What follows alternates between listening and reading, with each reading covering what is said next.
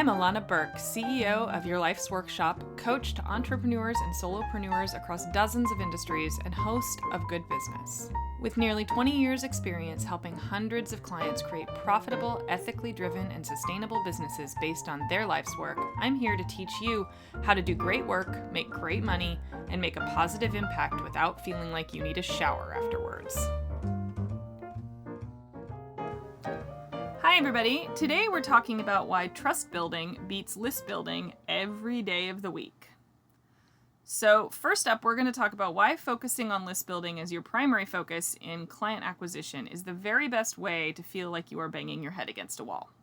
It's also the very best way to make the people you most want to connect with feel like the only thing that matters to you about them is their email address.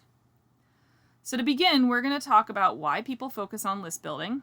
Then we're going to talk about why focusing on trust building is way more sustainable as a long-term plan. So first, list building. Some of you may not even know what I'm talking about when I say list building.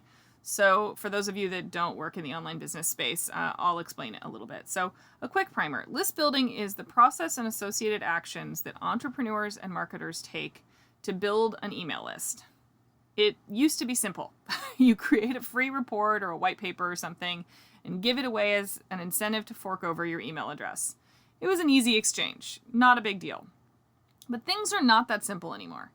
Now there are autoresponders and tripwires and selling cycles and sales pages and funnels and long-form sales pages and nurture campaigns. The list goes on and on of all the different things that you can give away. I mean, we'd be here all day. But the components needed and the technical know-how in order to do all of this is based on psychology. It's like it's a huge project. So the basic idea, though, is that a huge chunk of your energy goes towards getting people on your email list so that you can sell them things again and again and again and again and again. An activated list will keep buying from you over and over and over again is the theory, and is actually pretty true. But it's not the whole story. So let me start by saying three things. First, I am way biased on this topic. I have been running a business for 11 years now and have never focused any energy at all on list building. I make great money and I have an embarrassingly small email list. If you're on it, you're going, yeah, I don't remember the last time Alana sent me something. That's because I hardly ever send anything out. That will probably change in the future as I have a desire to grow, but thus far, my business has thrived without it. So that's thing number one.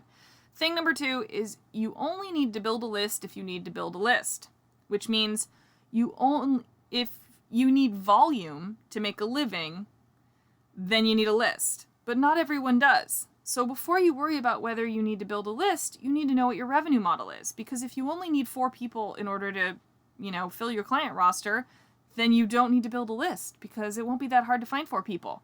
But if you need 400 people, then yeah, you're going to need to build a list, right? So third, I am not against list building at all. It's a super useful tool and a necessity for a multitude of businesses that rely on community building in order to thrive. I'm not bashing list building here. I'm not saying why you shouldn't do it. I'm saying why it's not the end all be all.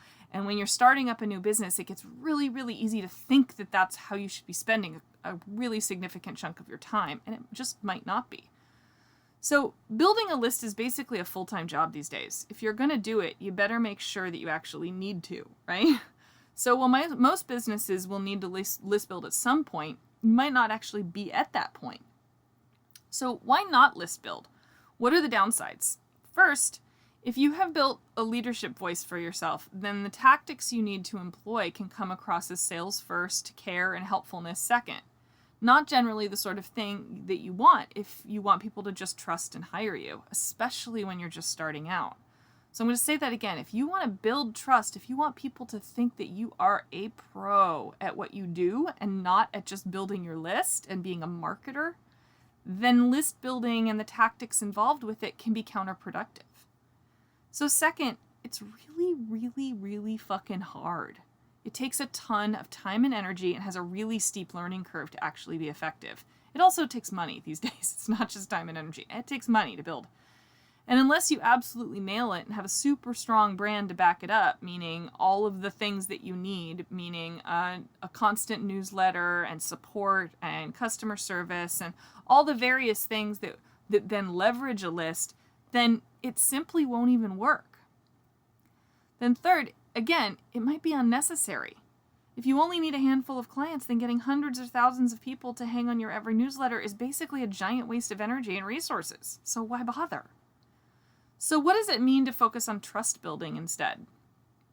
First, it means that you value each and every interaction that you have in a business or personal context like it's gold, like it's a potential client or someone who might know someone who could be a potential client. You take however much time you need to nurture the connections that you have. It means that when you get a sales call opportunity, you don't do it in 15 minutes. You spend an hour with somebody answering every possible question they have and giving them a slice of what you do. So second, it means that you focus on being of service in literally any way you can, money or not. So if you want to build trust, you help. That's it. Help first. Offer to help where and however you can. It doesn't mean turning yourself into a doormat, people, okay? Like, if you're, a budding web designer, you don't say, yes, I'll do it for free for every freaking person that you see on Facebook that needs a website. You say, hey, I'm looking to build my portfolio. You're looking for a website. You can't afford much, and I really need to build my portfolio. So how can we make this work for both of us?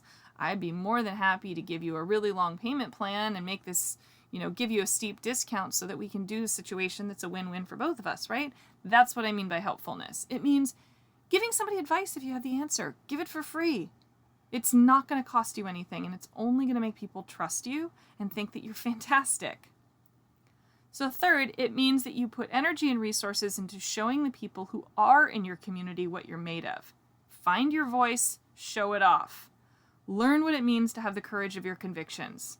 Produce content that matters to the people you most want to help, and do it again and again and again and again until people start paying attention.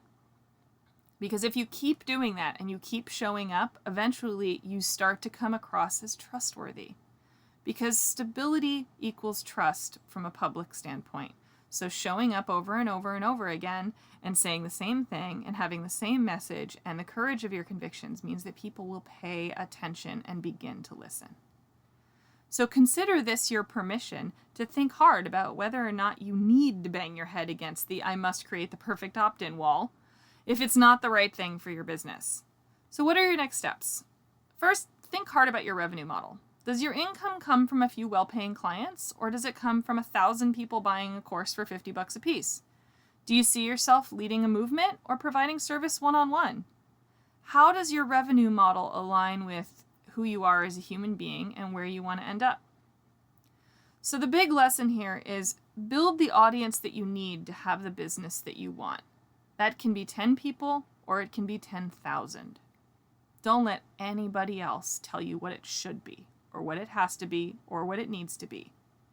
One more time, build the audience that you need to have the business that you want. That's it. All right, everybody, thanks for joining me. Have a great week. See y'all soon. Thanks so much for hanging out with me today. For more information, visit thegoodbusiness.co or yourlifesworkshop.com.